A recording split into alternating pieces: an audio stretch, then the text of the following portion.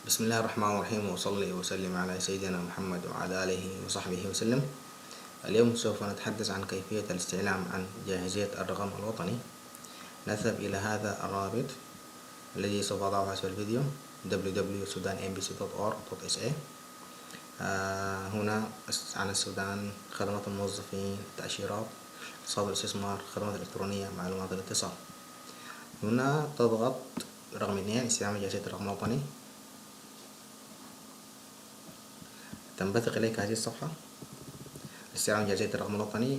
تنويه: يجب إدخال الاسم بدون علامات، يعني يجب إحضار إشعار لاستلام الرقم الوطني، وفي حالة اكتمال شهر من تاريخ الإجراء ولم يتم العثور على الرقم الوطني عند الاستلام عليه يجب الاستعلام عليه عن طريق الموقع، ويرجى مراجعة السفارة. الخطوة الأولى هي وضع الاسم الأول، الاسم الثاني، الاسم الثالث، الاسم الرابع. بعدها تضغط استعلام.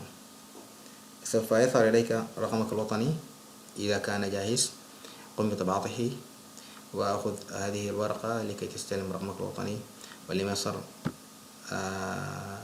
ذلك يدل على أنه لم يجهز حتى ذلك الوقت. وشكرا لكم على حسن المشاهدة والاستماع، ونلتقي معكم في فيديو آخر إن شاء الله، ولكم شكري وتقديري.